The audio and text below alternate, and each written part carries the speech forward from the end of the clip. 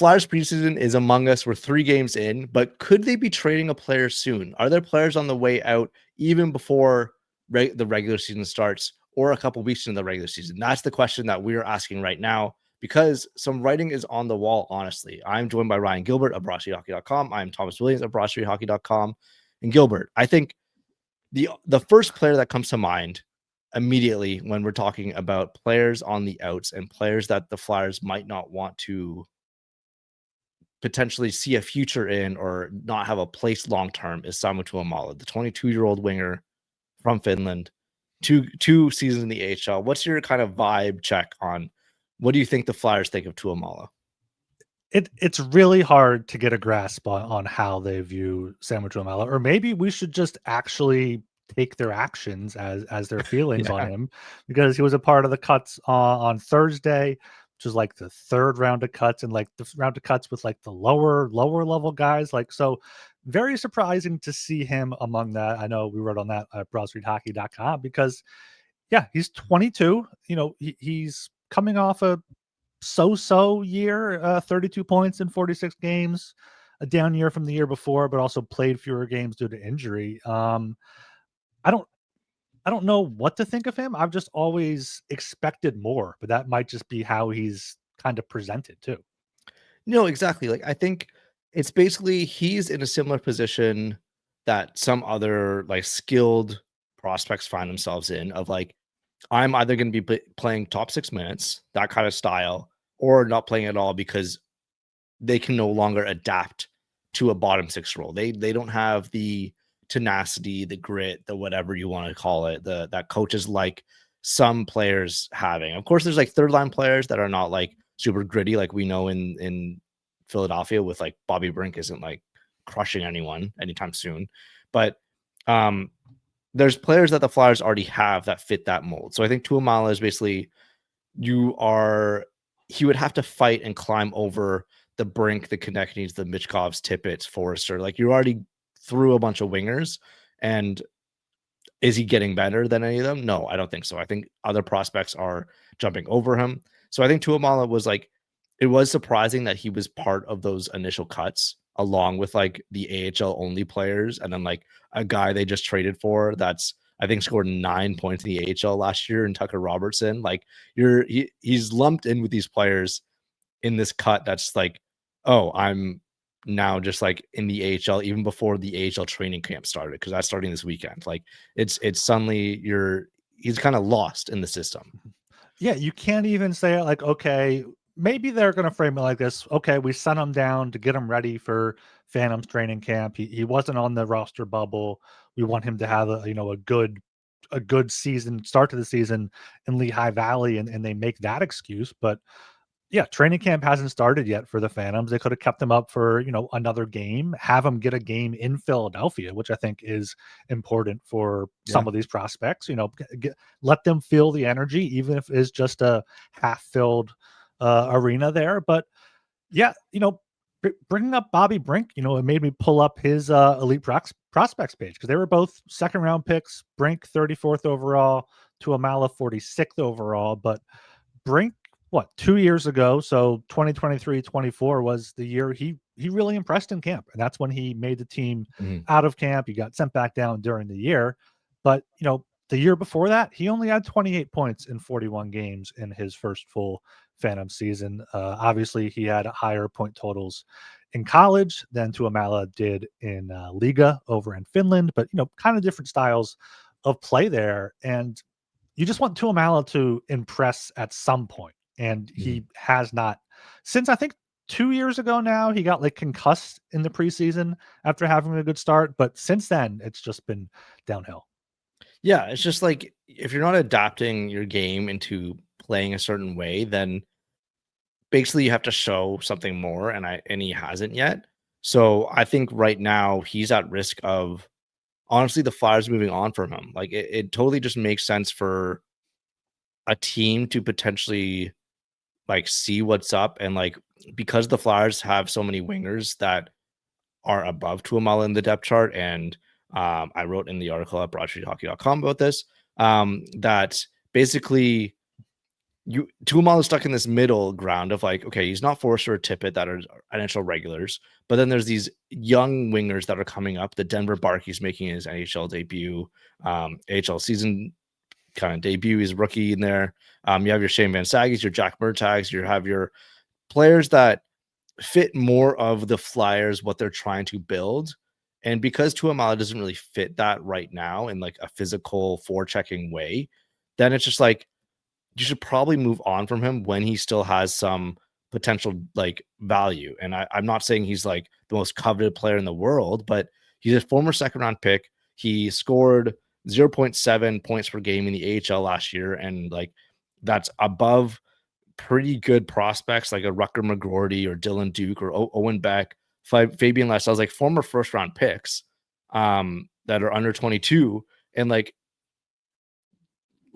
I don't know, it's just like it's hard to see that point total and not think that if he's a change of scenery, it's not something that we just saw with JR Avon with like a swap for Tucker Robertson. It's something that's above that. And I think it could potentially just do both the team and player good. Like if Samu Tuomaala was like in, like if he was sent to Pittsburgh, and I know it sucks as in division, but like Pittsburgh, he would get more opportunity to potentially be that player. And like, or if like even in like Columbus or something, or I'm just spitballing, but like Calgary, like even like they have similar players, like they probably need more of this just like offensive kind of prospects in general. I think there's just like other teams that would see more into Amala and they would just like give him first time minutes in the AHL and just see what's up, and you just score a point per game and then bring him up. Like I think there's a road to NHL success for Tuamala, but it's not going to be in Philly at all. I mean, you're listed off teams there. I'm surprised you didn't list off the Finnish five. You could join them down in Dallas. He can join. I mean, yeah, He can join the Finns in Florida and be a player that Flyers we're talking fans are about like. we're talking about good NHL teams though. We're talking about bad ones. Well, no, I know, but I mean, just that's a type of Yeah, team that I think could be interested in a player like Tuomaala, I who mean, yeah, hasn't got his chance yet, is going to be cheap, and a team. I think for a Tuomaala trade is going to be a team coming to the Flyers asking for like Bobby Brink in a package, and they're like, okay, how about we give you Tuomaala and a later pick instead? Like, because I feel like they could end up being very similar players. Love my boy Bobby Brink. He's 3 inches shorter, so Tuomaala probably does have more value yeah. around the league, and that's maybe what the Flyers have to do. If teams came calling about Bobby Brink, maybe they, go revisit that for a defenseman for Tuamala, especially how the blue line has looked so far. Yeah, like so far to this preseason, we've seen that there's a definitely like basically a whole canyon in between the NHL defensemen that are capable of playing, and then like you have your Noah Juleson, Helge Grans, Adam Ginning. Like I think the Flyers need someone maybe to like just bring a little juice, a little youth to the system, the organization, a little young juice. Okay. Like just to like Oliver Bonk's coming, but like someone just like older than him, like basically Tuamala on defense, but like big and strong. They need defenseman Nikita Grabenkin is what they need. Someone Honestly, fun, someone that'll be yes. happily play third pair minutes, have great quotes. That's what they need. That's what they need. So who's like a Russian defenseman that's just like 22? Honestly, there's a guy oh, I forget his name, in Vancouver. He was playing in Abbotsford. Now I'm just looking up stuff. But anyways, there Yeah, I mean, two of us. I mean, Jacob too are probably the sickos that know the most NHL players. So like, I feel like we have to be able to think of somebody that could that could fill yeah, fill the I mean, breach. in if we're talking about Vancouver specifically, there's Victor Mancini, who is they got in the JT Miller trade. Victor, He's like that's a great South Philly name there. his little name is Vittorio. That's his actual first name. Vittorio Mancini. Yeah. Right shot D, 23 years old, big and mean and physical. Like I think if you add to Amala and like a third, could you get like we're just throwing stuff out there, but like I think Mancini is someone that like the Flyers could potentially look for as like just someone that's under 24 and like just looking for a new lease on life. They just got Mancini. I'm sure like the Canucks love him because they just acquired him, so it's not going to be him. But like talking about prospects that are just like on the cusp, but they're blocked a little bit, and like there's a real big opportunity to basically be a Nick Steeler replacement potentially down the Mhm. road, like that kind of player. I don't I don't wanna know. go too far off on a tangent here, but, like, Yeah, what is Buffalo doing on defense? Like, could you give them Tuomaala and someone else? And, like, I mean, they're not trading Dahlin or Power, like, y and maybe you take back no, you don't want Samuelson's contract, like, that'd be no, that's good to crazy. no, that's maybe Like you somehow get Bo Byram and you do Tuomaala and, like, another big prospect and a no, roster I think that player. I think that's That'd way. be I too think you're much? overhyping. You're overhyping to him. There's Ryan Johnson. So Ryan Johnson is a left hand shot 24-year-old, 6'1", 194. But he was playing. He's played some games in the NHL. He's played 41 games in 23-24, and then just 3 last year. But he's like 63, 66 games, 13 points. Like he's not a point producer, but University of Minnesota product. Like I think he's played World Juniors a lot for USA. Like that kind of guy where it's just like I don't think he's getting a lot of leeway in Buffalo. I think he's kind of blocked as a left-hand shot. You have your Byram, Dahlin, Power already Mhm. there. Um, you could do that swap, and I wouldn't think twice of it. He's clearly, I think he's ultimately just like way better than the options that they have from what I've seen of Ryan Johnson. Like, I think there's just more potential there than Gronz or something like that. So I think that's what you're talking about. I think that's the kind of swap, like Yeah. low level, like elevated a level of just like AHL swap of scenery Mhm. um is what you're I think what that level you're talking about. I don't think you're getting any like guaranteed NHL I was player. saying as part of a package. I know you're Okay. not trading to a Mallow straight up for any of those guys unless it's yeah, and maybe, maybe you try to find a team out there that has, a center that you're trying to trade, and then you have somebody that maybe, they're a year or two older and they can be that guy that you can call up if there's an injury to a top 6 center, 'cause they don't have that right now. Like, especially if they Mm. send Luchenko back, like, you're not putting Rodrigo Abels on the second line. Love him, but you're not doing that. Like, so maybe you look for someone like that. Yeah, I think they were just like if they're moving to Amala, I think they're just looking for someone basically just like him. So it's just like it becomes just an interesting conversation of like, do you move on from the player this early? And or do you see like I could see a world where it's just like the Flyers are fine with just leaving him down there and seeing what they have after this season. Just like play him with they need someone to score goals, especially if like Barkey and the other kind of rookies and Carson Dorward don't like hit off like crazy and have bumps in the Mhm. NHL. If like Gabrenkins in the NHL, like I think there's someone just needs someone there with AHL experience, but is younger.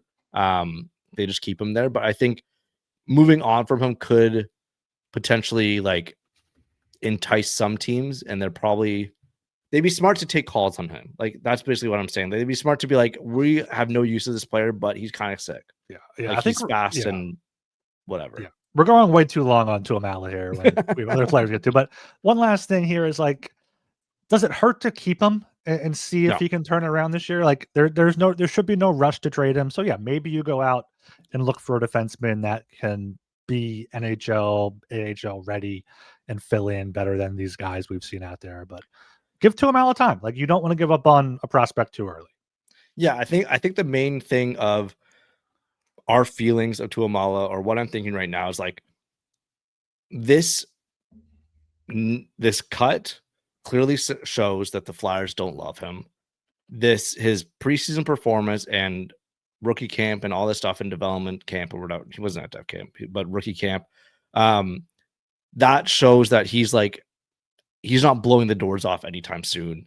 So I think his timeline has cut short. Like his leash and like road to becoming a flyer has suddenly been like, okay, you basically have just this year and that's it. Like if you don't pop off this year, then like by the time you're 23, you're probably out the door. Like I think it's something like that. Like if you basically have you could you if you're not a point per game AHL player this season, then it's just like you probably don't have a future here. Like if he showed up preseason and was like one of the last cuts in the preseason in the training camp, if he was like sticking around right up until the end, then we could be like, okay, he has like 2 years. It's fine. It's chill. They're not moving on from him. They like him fine. But I think this just shows a more urgency that he needs to have. Yeah, I think he needs to be given a chance in the AHL here with, a decent coach behind the bench and like a good team as well. Like he can play with better line mates because the Phantoms should be a good team. But yeah, Tuomaala, he needs to bring something to the conversation here with the Flyers winger group, and he just has not so far. Yeah. Could you see them making any other trades like within the next couple months or so? Well, I wrote about it at BroadStreetHockey.com. I think it was published on Friday morning. Is that it's time for the Flyers to move on from Nick Delorier. I'm not really sure how much conversation there is to have about where he could be traded to, because basically whatever team wants him can take him. He's in his last year of his deal. He's got a 1.75 cap hit, but also, as I wrote, like Briere's not going to trade him. Like he's not going to blindside Delorier. That's just not how the Flyers operate.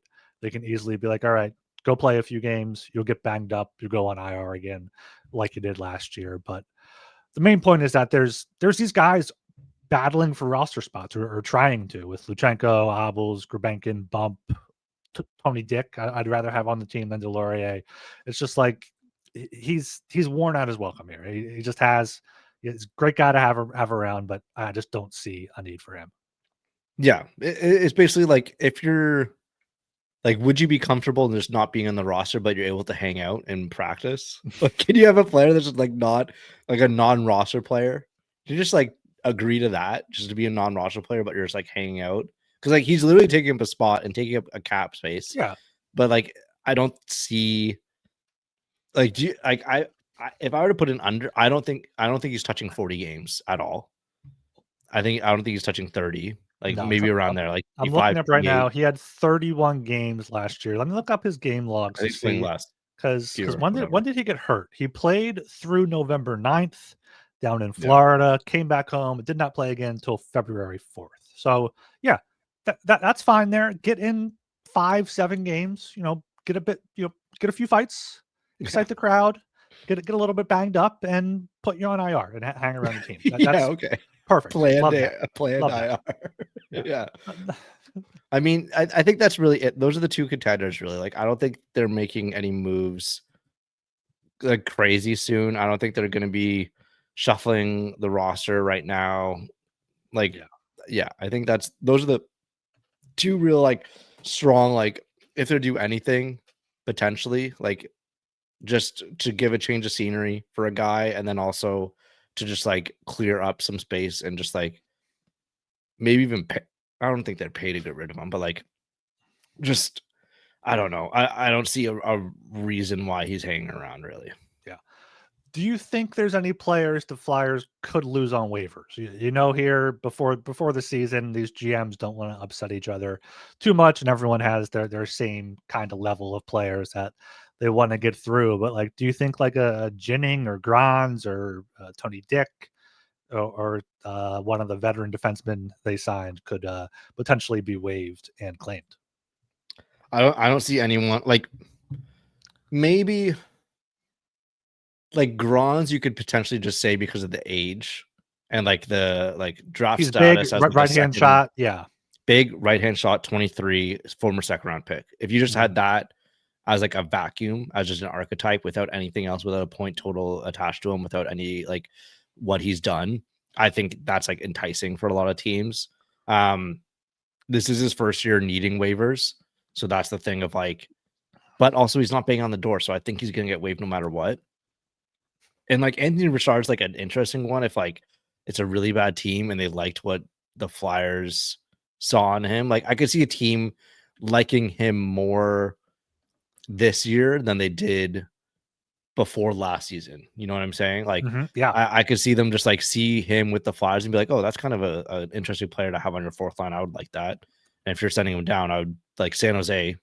I'd rather have that than like whoever they're throwing out there.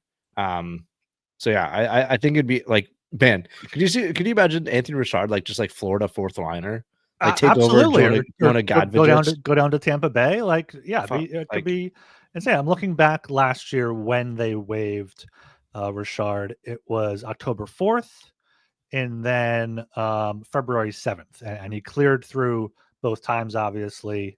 But yeah, he's a guy that I would rather have on the roster than Delorier. Like, I think Yeah. the Flyers should use all 13 forward spots. Like, keep Luchenko, keep Richard or Abels, keep Grabenkin, and just rotate those whatever three guys make it in the two spots on the fourth line and with Hathaway. Like, see what works. Like, no one's going to be sitting on a lineup for more than 4 games because this team's not going on a 4-game winning streak, so that he can Yeah.